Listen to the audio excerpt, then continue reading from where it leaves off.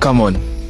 Kagame has never ever championed for the interests of the people of Rwanda. Kagame has always been an asset. How will a skinny Kenyan boy tell me what the president has done for the people or what he hasn't done?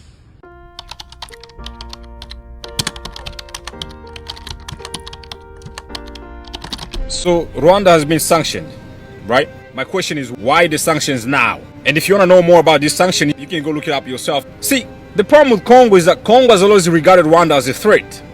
Only one country, Rwanda. And they focus more on M23 only as a threat. Congo, there's 23 more armed groups in the country. Are they fighting them too? You see, when a country has no solution to the problem, when they cannot deliver their promises that they made, they give you a distraction. And this sanction is also a distraction. I'm telling you, you only have to be stupid to believe that somehow this sanction is gonna solve a problem, is gonna bring some kind of solution. There's no solution to this. See, these Congolese leaders, these people are not smart. These people are incompetent. They cannot lead. They're puppets. They're corrupt. Rwanda is like a tiny little nation. I wouldn't even call Rwanda a country. A divided nation will eventually fall. Here's what I learned when I traveled to Rwanda. In Rwanda, the nation works because people believe in their leader. Everybody. I never ever met one person that spoke ill of the leadership of His Excellency. When I'm in America, you can hear people talking about the orange face, the orange man, disrespecting the president, etc. Are their opinions warranted? Yes, for many reasons. And other times it's not. It's just people are following. But the reality is, America is divided. There's no unity in America.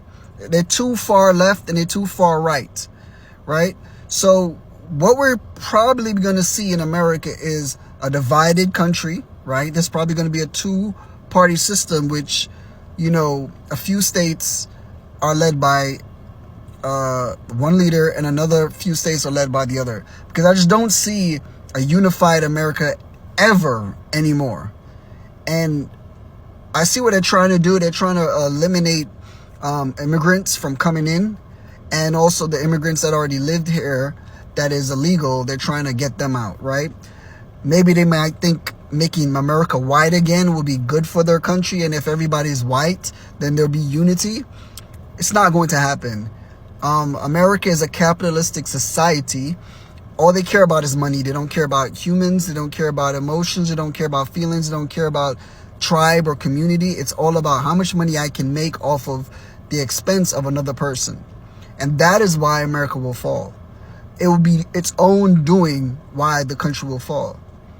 But one thing, if you are somebody who's living in America and you're like thinking there's no hope, like, where can I go? The world is ending. Everything, everywhere is bad. Everything is bad. What's the point of living? Listen, there's countries like Rwanda that are an example of things work and the country's unified. And it's not just Rwandese people. There are many different cultures that coexist and live in Rwanda from other African nations as well as other European nations. So they work. And they all believe in the same thing. And they believe in His Excellency because his leadership, his vision for the country works. A unified country. America can learn a lot from Rwanda. But will they? I don't know. They're egotistic. They believe they're the most superior, that they're the more strongest, that they have the best military, that America's going to be supreme forever. Listen, there's a wake-up call. It's only a matter of time that you guys fall from within. 30 years ago, Rwanda was hell on earth. 1 million people killed, the country destroyed. Today, Rwanda is one of the fastest growing, cleanest, safest countries in Africa.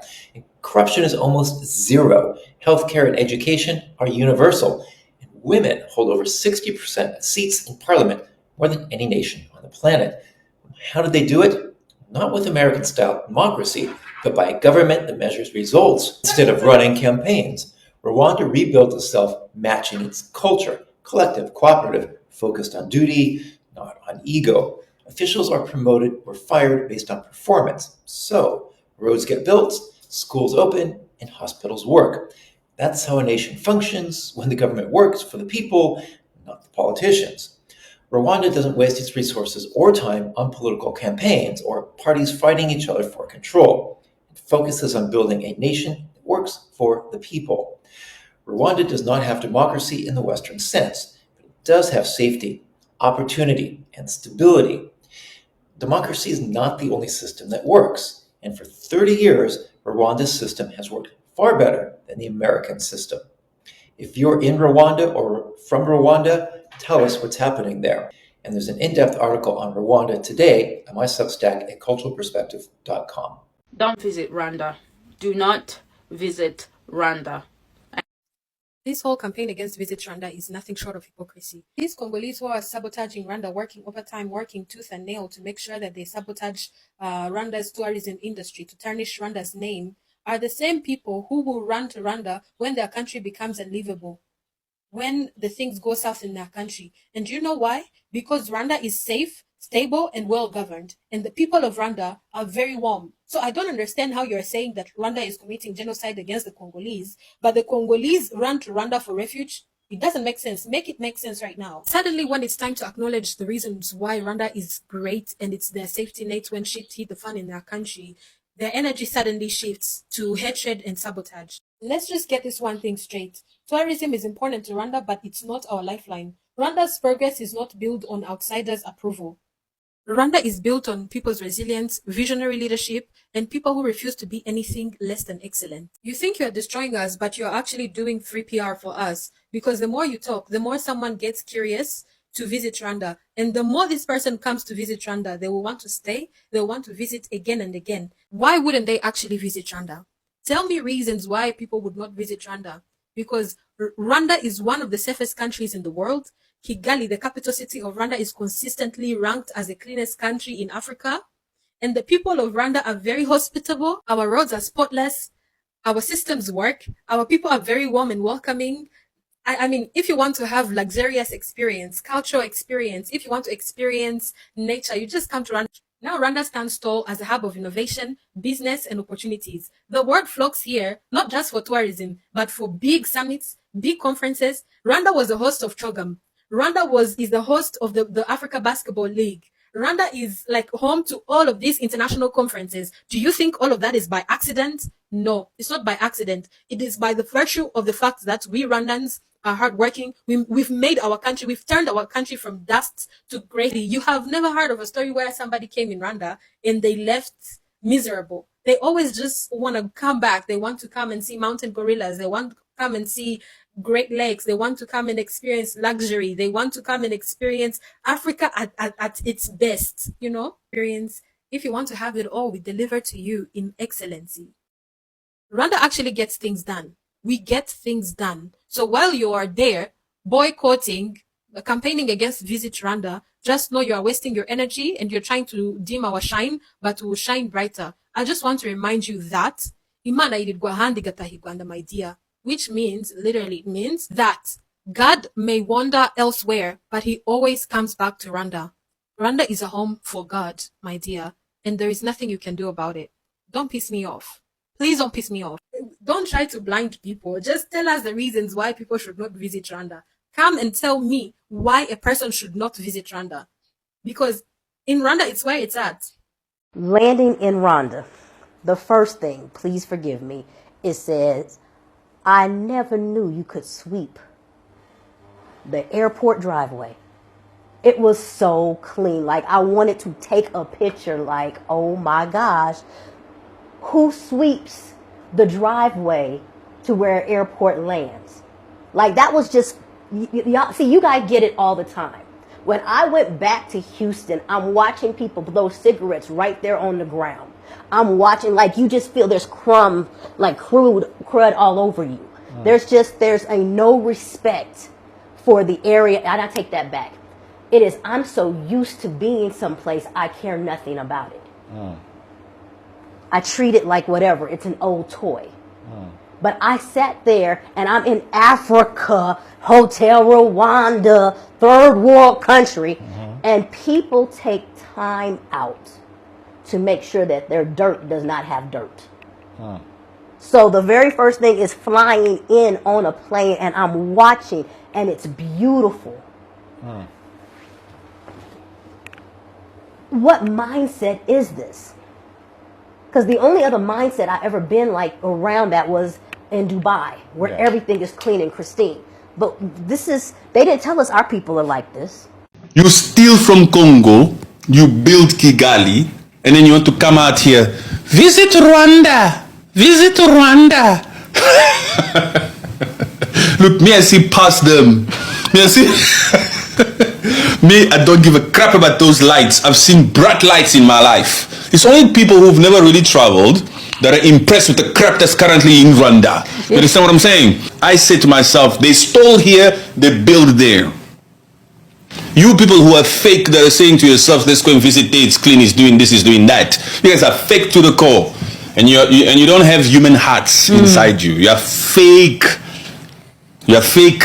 There are no hearts there, man. You know, I can express myself in ways that might sound harsh, but it's the truth. It will hit home. You have dead water inside you. You have dead water. Dead water. It means you are shallow. Yes. You're shallow. Because how is it possible that you can hear stats like women are being violated? 50 women are being violated per hour. There's women and children. No. First of all, we're talking about and kids. Yes. And kids. Little girls. Little girls. In that nature, in that way. You know what we mean? You just don't want to say it here. And you're still sitting here wanting to go there to visit. To visit what? To visit. My friend, don't talk crap here. To visit. Stop stealing. Stop looting. For 30 years, you've been using FDLR as an excuse for your crap. The truth, the only currency. You know, there should only be crickets when it's the truth. After you say the truth, and then there's crickets. Because they are digesting. Let them digest. It's actually true. And while they digest, it is true. And while they digest, well, they hear the crickets. You just go, free Congo. Rwanda is dragging East Africa and West Africa through the mud, and it has something to do with you. Here's a train of thought. Rwanda is a very small country with a population about the size of Lagos, Nigeria. Less than 30 years ago, they were coming out of one of Africa's most brutal genocides. You would think they'll be collapsing as a country, but they're not. Everybody has given themselves fancy titles to make themselves the tourist destination of Africa. Uganda, the Pearl of Africa. Nigeria, Giant of Africa. But as far as the reality and the numbers are concerned, the Pearl of Africa is in the mud, and the Giant of Africa is just a fat kid at the playground that nobody wants to tell that they don't really rate them like that. Rwanda, with its small population and small size, invested less than $100 million in their Visit Rwanda campaign, and they've made over $1.5 billion. When everybody was shouting, pretending they are the destination, Rwanda decided to become the destination. And they don't have that much to offer, but the little they have, the gorillas that they share with Uganda, they have amplified their value so much that nobody thinks about coming to Africa for tourism, and they don't think about Rwanda. They've built the infrastructure, built the human capital, they've done all the right marketing and invested in ensuring that their country remains at the top of the mind for everybody coming to Africa. Many African countries have the assets, the people, and the resources, but they treat them like raw materials instead of actual products. They shout that they have potential, but they don't move with precision. The two biggest times of festivals in Uganda, where they have the Nyege Nyege, and in Nigeria, where they have Dirty December, are not even created or owned by the government. They are private sector driven. So while many other African countries have size, population, and money to blow, Rwanda did not let its size or its history become its limitation. It actually empowered it. So much so that memoriams of the genocide in Rwanda have become tourist attraction sites in and of themselves. You may think you're too small, or that your past has nothing much to offer, and therefore not so much good can come from you. But Rwanda is a perfect example that despite how dark your past is, and despite how small you are and how little you have, if you put the right dedication, the right team, and the right strategy behind you, you can actually be great, and you you can achieve so much. If you define your position clearly and you invest wisely, either in yourself or in your dream, and you do the things that no one believes because they can't clearly see it. I genuinely remember the news articles that said that Rwanda is splashing money because the dictator wants to sponsor his favorite football club. A few $1 billion later, we can say that person was wrong. It is the same thing. You are not too small to make a huge difference. You are not too small to impact the continent. Stop measuring yourself by how large you are or how much you have. Start measuring yourself by how strategic you can be. The lesson for you is that the station of opportunity you are afraid to create may be the station you need to make it. I'll see you on the next train. So this African country is known as the land of 1,000 hills. Unfortunately, this country also went through the worst genocide in history. Over 800,000 people were killed. But they did not let this experience define them. In fact, it's one of the countries that's leading Africa in digital transformation. In this Get to Know Your Country series, let's talk about the Republic of Rwanda. Now, Rwanda is located in East Central Africa. Its capital is Kigali. The population of Rwanda is over 14.7 million people. The current president is Paul Kagame. He has been in power since the year 2000. He has been winning elections consecutively. But before that, he was a vice president and defense minister in Rwanda post the genocide era. Now, Rwanda is one of the cleanest countries in the world. In fact, they have a day that's set aside for that particular purpose. They have a day called Umuganda, which is a national holiday, a community work day where people come together to do a cleanup, to deal with infrastructure development as a way of contributing to the national development. It happens every last Saturday of each month from 8 to 11 a.m. When it comes to gender representation, Rwanda is winning. In fact, over 60% of their parliamentary seats are occupied by women. Rwanda has 4 national parks and is home to the endangered mountain gorillas. Historically, from 1894 to 1918, Rwanda alongside Burundi were part of German East Africa. Rwanda declared itself a republic in 1961. Rwanda is one of the countries in Africa that has not let history define them. It continues to better itself. So what do you know about Rwanda as a country? Please share with me your thoughts, comments, and more facts about Rwanda in the comment section below. I was in Africa, and my hot take is we went to Rwanda where there is not a single piece of trash on the ground. It's the cleanest place I've ever visited. My unpopular opinion is Rwanda is cleaner than Washington, D.C., because where I live, there's trash thrown up and down the street. You went to Rwanda, the president there makes folks once a month leave their home and pick up trash all day and then have a community meeting. And it's demanded. I think the solution for Gaza and Israel is Rwanda, at the Rwanda style. So one of those, that's why we're visiting to get to know you, to get to know your podcast, to get to know the people around you, to get to know the audience, to get to know the people from Rwanda, the culture, the diversity, the coexistence that you have in your country, the safety in Africa. This is the most safest country I have been in Africa. Honestly, you in the middle of the night, you can go around and everything is safe. In fact, people come around and they welcome you to their house, to their home, Rwanda is very different than the rest of Africa. And I think Rwanda is not competing inside Africa, it's competing outside. It already reached that point. And these guys are training and trying the air taxi in their capital city. While, at the same time, they're trying to make sure that the water reaches everybody in villages and also on. So some Western will come and say, well, how can you do the drones and all that, and you're busy with AI while you haven't gave all your people the water, or the water hasn't reached all the villages? Well, they're doing the same thing on the same time. And that's Rwanda. They can do it their own way, and they succeed. Leave them alone, leave them to it, but only, and be with them if you want to share the success and you want to develop. But you've been to all the countries now in East Africa: Kenya, Rwanda, Tanzania, Uganda. Now, for those people who are in the diaspora, looking to repatriate to Africa in those 4 countries, how do we compare the 4 in your honest opinion? I would say Kenya is the closest thing to the United States. Okay. Rwanda looks like the United States, but it's nothing like it. What do you mean by that? The infrastructure is very similar, but it's not easy to do a lot of things, and it's not easy to get a lot of things either, like shoes. We go on a treasure hunt around Kigali to look for gym shoes. Okay. And he's calling people. There is no shoe store. So I asked him, where did you get your shoes? So he calls somebody else, and they don't have shoes in stock. So, where does the president get his shoes at? Like, I know somebody has shoes somewhere around here. So we go to this shopping strip. Okay. And there's shoes in the window of, it's like a mini Foot Locker almost. Yeah. But there's no back storage. It's like all we got is the stuff in the window. If your foot doesn't fit that shoe that's in the window, then you can't get that shoe. I'm sorry, Rwanda just pulled a quiet power move in Paris. So a few days ago was the International Atomic Energy Summit hosted by Emmanuel Macron in Paris. That's the event where world leaders, nuclear experts, you know, the usual global energy crowd get together. Now, when President Paul Kagame spoke, I initially thought, like every other African leader, he was auditioning for a seat at the table.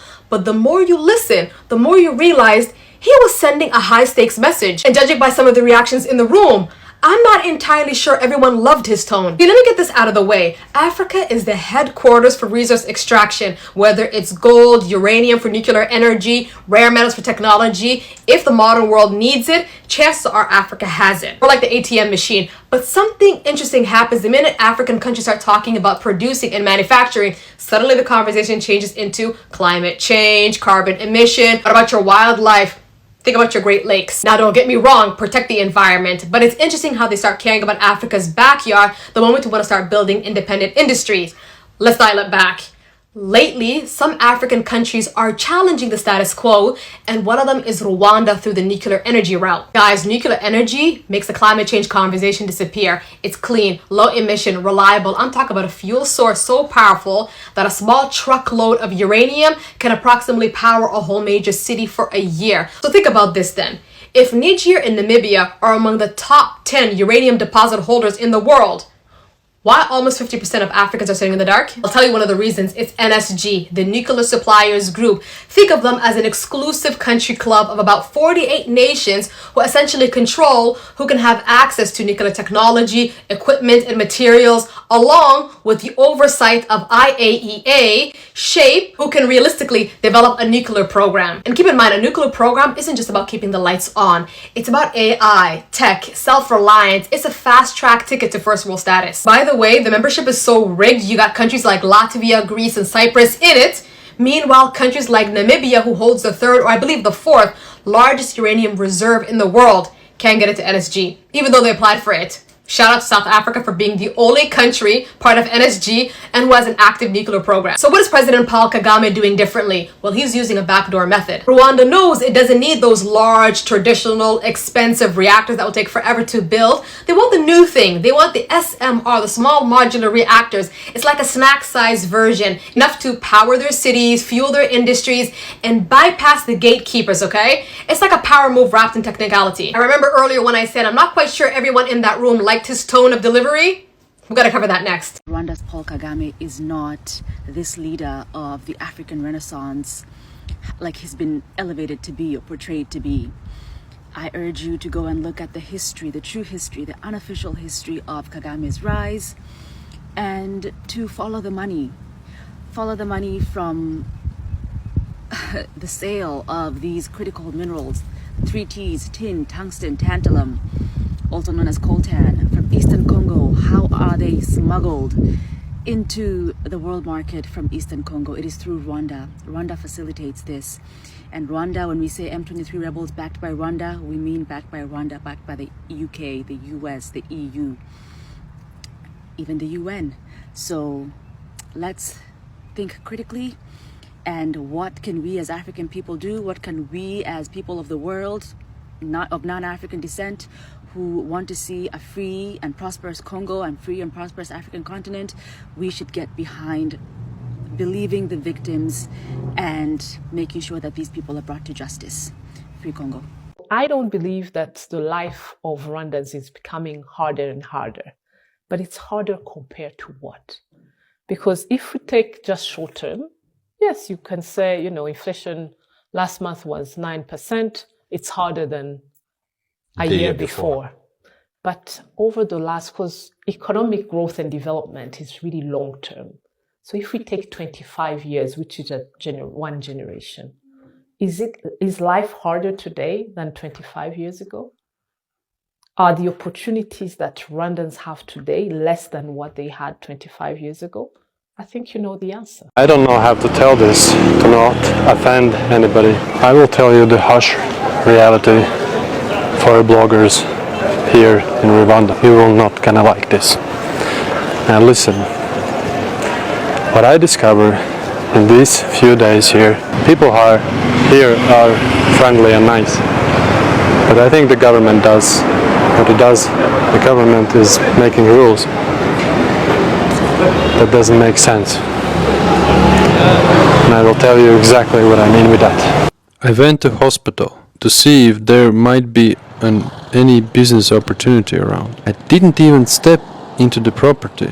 I was standing far away when guards suddenly ran towards me, very angry, telling me I was not allowed to film. They demanded to see the video and told me to delete it, which I did. The same thing happened near the convention center next to the Radisson Blu Hotel. I was told I could stand on one side of the road and film, but I was strictly forbidden to film towards the convention center itself. And I could stand in one side of the road, but I could not stand at the other side of the road. Similar situation happened in different places around Kigali. I encountered 10 times when I was asked not to film. Hello.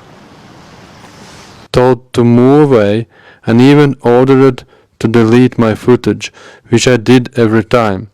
That's the reason why I don't have much footage to show you from those places. After a while it started to feel uncomfortable. You become stressed, constantly looking around, not knowing if someone will suddenly approach you and demand that you delete your footage, almost as you doing something illegal. And it makes you wonder, is their city really welcoming bloggers and creators? Or is there something else behind this level of control? Can someone answer to this one? I'm really curious. You can care about your country at the expense of others, and that's very common. Hey, my name is Kumar and I study international relations. I'm going to break this idea down. So the idea of me versus you is very common, especially in Africa, where you have a lot of countries that were forced to exist in a way that they naturally wouldn't have existed, right? The balkanization of East Africa is a great example of this, where competition is what they perceive as a one-sum game. And Rwanda is no example. Rwanda has done terrible things. However, Rwanda also does it for Rwandans. They have some of the lowest corruption in Africa compared to the other countries, and they're investing in their people. That's not to excuse what they do to the DRC, and that's not to excuse everything that Kagame does, but Kagame objectively is investing in Rwandans. And this idea that, well, you hurt someone else means you don't care about your people, no, that's not true. And that thinking is very flawed. We have to actually assess how people are doing things and what they are doing for certain people so that we can get a correct picture of what's going on. Because if we were to say Kagame doesn't care about Rwandans, that's insane. Kagame is willing to enslave the Congo for Rwanda. Do you know how the Trump administration feels disrespected by what we are reading and seeing in the news today as it relates to the First Lady of the Democratic Republic of Congo regarding that freaking incident that happened at her hotel where supposed Rwandan nationals showed up and tried to break into her room? You know how disrespectful that is to the host country. To the host country, to America, to the same Donald Trump's administration that comes out here and says we are looking for third world country to take in despicable humans because we don't want crime in America. Let's talk about that Washington, D.C. Do you know how Donald Trump has been out here in the Oval Office to say, we've cleaned the streets of Washington. Now you guys can go out to the restaurants again. You guys can walk the streets of Washington. It's safe. We've deployed ICE. We're out here doing our utmost freaking best to make sure that this is a safe nation, that everybody feels safe out here. These freaking Rwandese have the audacity to come out here and intimidate our guest of honor, the First Lady of Congo in Denise, at her hotel. They showed up in freaking hoodies and they're out here intruding and almost break into a hotel. Do you know how disrespected the Trump administration probably feels about this freaking incident as investigation goes on? At the same time, we remain clear-eyed about the challenges that remain. We are deeply disappointed by Rwanda's recent escalation of the conflict, which constitutes a direct violation of its obligations under the Washington Accords. That is why the United States took the unprecedented step earlier this month of imposing targeted sanctions on the Rwanda Defense Forces and 4 senior RDF generals. We will continue to explore all available tools to promote accountability for those who undermine peace. We reiterate our call for the lifting of defensive measures and the immediate withdrawal of Rwandan troops from the territory of the Democratic Republic of the Congo. We also call for full respect for the sovereignty, territorial integrity, and political independence of the DRC. At the same time, the government of the DRC has committed to immediately neutralize the FDLR, at least in the areas under its control. These steps are essential to addressing the security concerns that have fueled mistrust and instability in the region. Lasting peace will also require the restoration of full state authority by the government of the DRC throughout the Kivus. The Congolese people must be able to rely on their legitimate institutions to provide security, governance, and basic services in these regions. We must also confront directly one of the most enduring drivers of conflict in Eastern DRC, the systematic looting of the region's natural resources. For decades, armed groups, criminal networks, and external actors have exploited Eastern Congo's mineral wealth through illicit extraction and trafficking. These resources have been diverted into illegal supply chains that enrich armed groups and other actors, sustain violence, and undermine legitimate governance. We went to Rwanda. Wanted to take the family to Rwanda because I wanted a new experience, something that we could all hold on to, something that could give us a little goddamn culture, right? An understanding of another environment. When we go on vacation, the word no never exists. We embrace it all. As soon as we get to Rwanda, the first thing suggested, they said, you guys have to go gorilla trekking. You have to go gorilla trekking. For those people here tonight who do not know what gorilla trekking is, I do my best to explain it to you. Gorilla trekking is when you basically go to the jungle and you discover what seems to be gorilla footprints, only to follow those footprints to land you in a natural habitat of real gorillas. When they said it, I said, fuck it, I don't care, I'll do it. The reason why is because in my mind, I was like, there has to be glass, right? There has to be glass. I've never been around gorillas and there hasn't been glass. There has to be glass. They said, Kevin. When Rwanda closed down more than 5,000 churches and mosques, some people said, wow, we need this in Kenya. Some said, we need this in Nigeria. And then some people are saying that this is an attack on Christianity in Rwanda. And some are saying that it's persecution of the church. And Paul Kagame is just trying to make Rwanda a secular nation. Also, somebody said that this video was the reason that they shut down churches in Rwanda. Time for the ball, time for the ball. Go! Now, first of all, please know that this is not the first time that such is happening in Rwanda. In 2018, Rwanda actually shut down 9,000 churches and 6,000 of them still remain shut. Now, the reason that it's usually very few mosques involved or affected is because Muslim population in Rwanda is only 2%. So this thing usually only affects churches in Rwanda.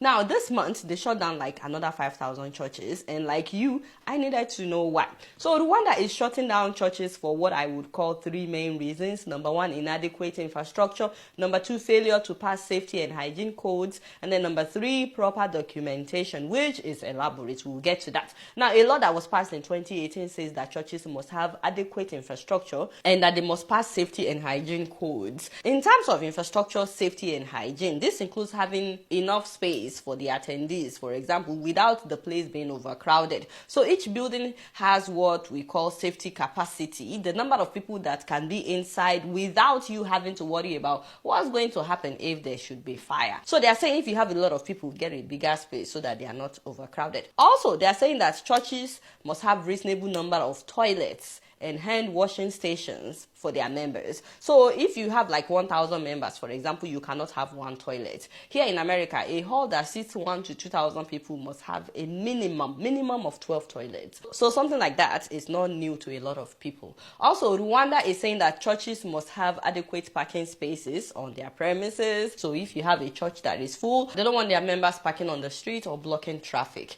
They're also saying that churches must have fire hazard equipment. You need multiple fire extinguishers and people must know how to use them. In fact, here you would even have fire drills with members so that they would know what to do in case of fire. Also, they are saying that they must have soundproofing systems, which means that whatever is going on inside the church should only be heard inside the church. No noise pollution, which would disturb the neighbors. Now, a lot of Nigerian churches and mosques are guilty of this, especially when they are doing night vigil at night, overnight, and neighbors cannot sleep because they are praying. And then when Muslims are doing the Muslim prayers in the morning, neighbors cannot sleep. It's not right. However big a church is here in America, once you go outside that church, you don't hear what is happening inside. So for some people hearing this, they're like, well, it's just common sense. Also, Rwanda is saying churches must be in safe locations. You see, that one alone would disqualify a lot of churches that are located in like face me, I face you story buildings. I've seen some buildings with multiple churches inside one building. You can imagine the number of traffic that will be going into those buildings every Sunday. That's definitely not safe. In fact, there are some churches that will meet under tents where there's no toilets, nowhere to wash their hands. So Rwanda is saying that they are trying to put an end to all that. Now, personally, when it comes to all these things that I've talked about, I don't see anything wrong. Again, I live in America, as you guys know, so all these things are already known and expected. Churches, all religious organizations are expected to observe all these things. So, in fact, churches here would even have kitchen for you to cook when you have events so that nobody is cooking outside or making a mess outside. And you know, when you have a kitchen, you would have sink. You must have plumbing and everything. So, like if you're getting married, for example, and you want to feed the church, you can bring your caterer to cook inside the church, and they can also bake inside the church as well. And like I've said earlier, no noise pollution is allowed here if you have a church or a mosque. Now, the problem would arise if public institutions in Rwanda are not observing these safety measures that they want the churches to observe. If it's just the churches, you know. And I looked into that and found out that it doesn't just apply to government buildings as well, but all workplaces must also observe safety and hygiene codes, and every employer must guarantee a safe environment for their workers. So they are not just focusing on the churches. Please keep that in mind. Now, the second aspect, which I call proper documentation, is kind of long, so we will need to go over it together. First of all, Rwanda is saying that pastors must now have a degree in theology. And if they don't have a degree in theology, then they must have at least a bachelor's degree and some kind of certificate in theology. Now, this has gotten mixed reactions. You know, some people love it. Some people are like, that is not necessary. Someone said having a degree in theology has nothing to do with a person's choice of moral conduct. Others are saying, well, God can call and use anybody. So why do you need to get a degree before you can answer his call? The government, however, said that they want educated people to teach so that they don't teach ignorance or teach heresy. So people are divided about that. Let me know what you think. Personally, I think that people should be educated. I think everybody should be educated, whether you're a pastor, whether you're a priest, whatever it is that you choose in life. I think education has a way of enlightening us in so many areas. So I think people should be educated, but I don't think that people must have a degree in theology. I have seen God use a medical doctor to start a church, and the church is doing really well. I've seen God call a banker and so on and so forth. He can use anybody, he can use anyone, but I do think that people should get some kind of education. So that's just my personal opinion. And then there's a list of things to check before your church can be legally registered. Did I mention that your church must be registered? That is after you submit the following things that I'm about to talk about. Number 1, application letter. Number 2, a letter from your district authorities agreeing to certify that your church construction meets standard, if it meets standard. Number 3, notarized written laws that govern your church. Number 4, the names of the legal representatives of your church. They are talking about your pastors, the deputy, the elders, all the representatives, as well as their CVs. Number 5, the criminal record of your pastor and his or her deputy or whoever is representing your church. Number 6, a statement certifying that the pastor and the deputy were appointed in accordance with the organization's laws and declaration. Number 7, the pastor and the deputy should possess a bachelor's degree in religious studies or bachelor's degree in any field with a valid certificate in religious studies. We already talked about that. Number 8, a brief notarized documentation explaining the doctrine of your church. Number 9, notarized minutes of the General Assembly that established the organization, that means that established your church, and appointed its leaders. So I guess the governing body of your church. Number 10, an annual action plan, your church plan every year, as well as your source of income. I think they also want the budget with that. Number 11, a document of partnership issued by one of the umbrellas of your own choice. I'm guessing one of the governing bodies of your choice. And then the last thing is to make a payment. This is how much you will pay, and you will pay it online. I got all of this from the Rwandan Governance Board's website. So guys, what do you think? I really want to know your opinion. Keep in mind that the government is saying that once the closed churches meet all the set requirements and have received a certificate from the Rwandan Governance Board that says that they've been properly registered, the government is saying that they may resume operations. And one last thing, they actually gave these churches 5 years to meet all these requirements. So they've been talking to them for some years. Now, is this something that you would recommend in your own country? Not just for churches, by the way, but mosque and all religious buildings. Or is this something that you will protest? Let me know in the comment section. All right, y'all, it's me, and I'm keeping it up in here. It is free to subscribe, by the way. Did I mention that it is free to subscribe to this channel? Because maybe some of you think that we will charge you money. No, we don't charge. We don't charge money. Press the subscribe button and the bell button. Until next time, I'll see you all later. Peace out.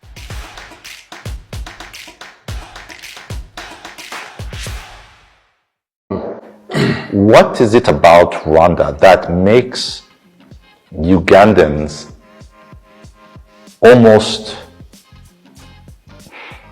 I guess, crazy? It's a normal reaction normal reaction by people to somebody who is doing well for no obvious reason. Why is this person doing better than I do? What do they have that I don't have? But we in Uganda have more money than you Rwandans have. We are wealthier money-wise. We are far better endowed with agricultural lands, fertile lands than Rwanda is.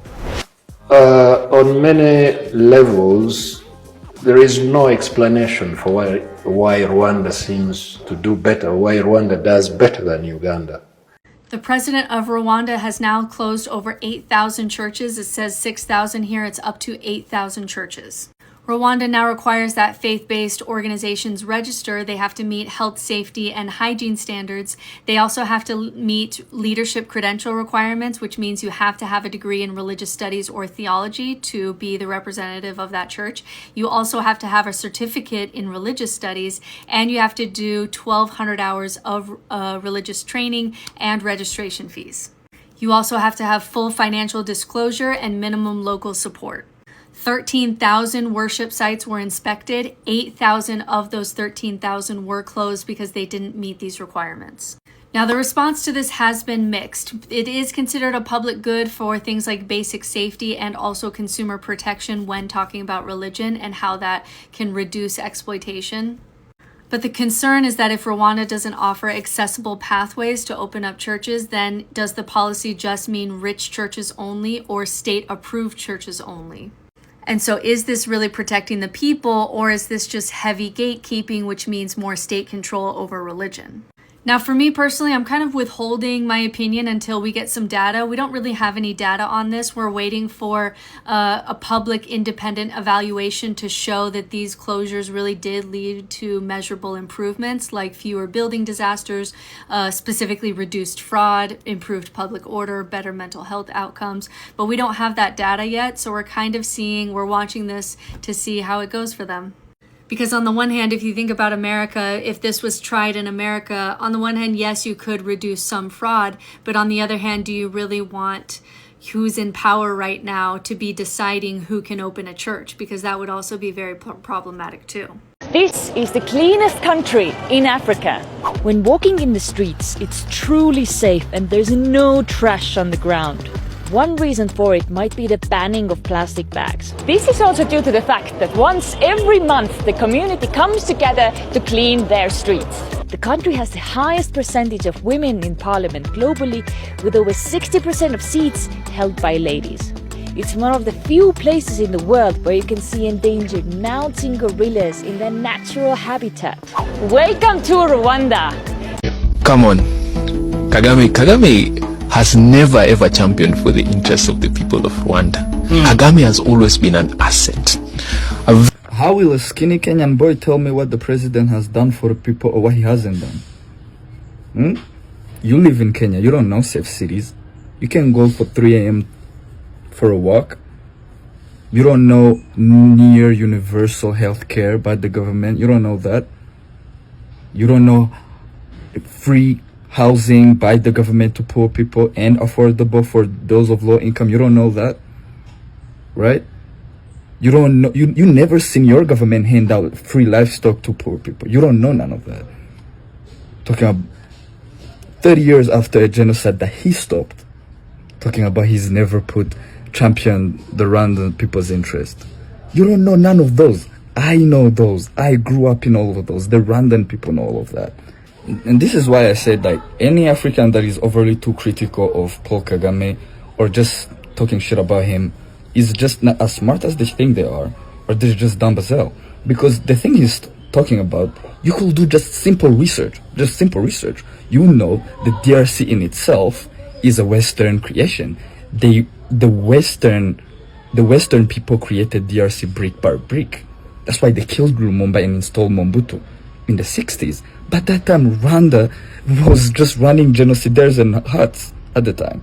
They don't need no one. They don't need an asset so they can access the DRC and its They don't. They created that country specifically for that.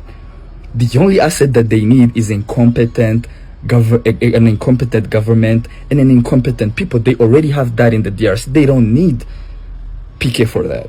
And one of the dumbest take that I keep hearing is Paul Kagame being an asset of the West. Paul Kagame has been a headache for the West for the longest time. Late 90s, early 2000, when he was reconstructing the country after the genocide, he was a headache for them. He dismissed their NGOs. He dismissed the French, the British. We had embassies closing up and down. Everybody knows that here. We've been in sanctions since 2000. Between 2006 and 2014, it was just sanctions and sanctions and sanctions. But like after the late 2010s, anyone who had like a long-term plan in Africa, yeah, they had to consider PK because they could tell from his country that he was efficient. He could see far. He had a certain level of oversight, and he was efficient and he was disciplined. That's why everyone started partnering up with Rwanda. But that's after he showed them how efficient he is and how smart he was. That's why then when they start partnering with Rwanda. But before that, he was a headache. They don't like him. That's the only way he's an asset. He showed them efficiency. Rwanda can get stuff done. That's why they started. But now when all this war thing is going on, people are like, oh, it's because they have those partnerships started in the late 15s. They hated that man before that. Because he was a headache. He was not letting them get away with whatever they wanted down here. So don't get me wrong. I love my African people. I love especially Kenyans, you know. But this whole coping mechanism you people got where you're like, oh, okay, they're talking about Rwanda, but you know Kagame he's an asset. That's why they're doing good. He doesn't even be looking out for people. That's dumb as fuck. That's a coping mechanism. That's some weak shit. I ain't gonna lie. That's some weak shit. Thank you, my good people, for being here. Kindly, if actually you've watched the clip up to here, consider subscribing. So, guys, in today's video, we are going to talk about Americans' reaction to Rwanda. Generally, actually, because we've seen so many people visiting there. They are actually coming out with reviews about Rwanda. And guys, you just watched this entire clips that we just played before I started analyzing, and I can tell you that I am so glad that at least Americans are actually having positive reviews about Rwanda. We all remember where Rwanda came from back in the 90s there, where Paul Kagame had to take over the government. He forcefully took over the government of Rwanda, and since then Rwanda has never been the same. It has always been awesome. And one thing that I love about Rwanda is that, you know, the president is really making everything about Rwandans, and anything that affects Rwanda, he really tries to make it affordable. And Rwanda being considered as one of the safest countries in the world, cleanest. You imagine your president having this program whereby every month you have to come out as a Rwandan and then do cleanups in your homes, in your city. And yeah, many people are shocked when they land on the Rwandan soil and they discover and they get to see this clean, beautiful environment. But now again, remember that the population of Rwanda is kind of small. That being said, it's easy to manage. I mean, I can't imagine such kind of situation happening in Kenya because, yeah, I mean, just trying to control Kenyans is even something else. It's very difficult to control Kenya. Well, and you know, Africa is so beautiful. The people are beautiful, welcoming. And in today's video, let's just talk about Rwanda. And the fact that Rwanda was sanctioned, you know, it was crazy. It was crazy, man. Because anyway, I know that Paul Kagame is this kind of a leader who is exactly like Ibrahim Traore. Ibrahim Traore is not a pro-colonization mindset and, you know, programs and all that. But I think he does it in a way that, you know, he balances it out. But again, the Congress came out and was like, we need to punish this guy because he actually didn't follow the peace, the US Rwandan peace, what they had written, the deal that they had signed. And, you know, the fact that they are blaming Rwanda, or they are blaming Rwanda on the Congo's, you know, issues, what's happening now is insane. Because, you know, as an East African country, Central African countries, you know, we have blocks, economic blocks, whereby you partner in terms of military, economic, and everything. Because at the end of the day, you'll never, ever, you know, do anything on your own. You just have to partner. Even as a human being, you have to collaborate, you have to work with people so that everything runs well. And that is what happens with countries again. So Rwandan Defense Forces are in Congo to help them with their security matters, but I don't know why they are actually not supporting it again. So I can tell you that Rwanda is a model country, African country. It's like a model one because, you know, people are trying to copy it and see, like they're trying to compare it with so many other countries in the world, including America. So a lot of Americans are really they are having so many comments. They are talking so much about Rwanda, and they view it as clean and well organized. And they also say that Rwanda is, of course, safe to, especially in many places. And they see so many women in leadership in the parliament. I think Rwanda is the only country in Africa that has so many women leaders, which is really beautiful. So anyway, guys, of course, on matters of leadership, We have so many things that are being said about Paul Kagame, the president, and you've already heard from the clips that we just played. So many people are crediting Paul Kagame for rebuilding Rwanda, especially after the genocide, and they believe that he brought stability and growth in Rwanda. But of course, as much as we have these people that support him, we have those that are criticizing him. Remember, in this world, not everybody will agree to one thing, because of course we have different mindsets. What you think about a certain situation is not the same way I'll think about the same situation. So those that are not really supporting him, they are raising a lot of concerns about democracy and political freedom, because since the 1994, Rwanda has never had any president. Like, what is that now? People need to have different faces of different leaders so that they can at least see like who is better than the other, and get to understand and at least many bills and laws to come in, others to be erased, so that at least you feel the beauty of democracy. So on the leadership part again, people believe that the opposition in Rwanda has a very limited voice. In fact, I've never even had the official opposition leader in Rwanda. I've never had. We hear so much about the Ugandan one, but now for Uganda, it's something else. It's cruel over there. So anyway, guys, so many people have run to Rwanda to seek asylum, and if you look at Rwanda itself, you will see a country like UK. You remember the immigration issues that is arising now in Europe, whereby they want to deport undocumented immigrants, and UK has partnered with Rwanda, so that those that are found with those that are not documented in America, they get to seek asylum in Rwanda, and that is what has to happen. I don't know how fair is that to these people anyway.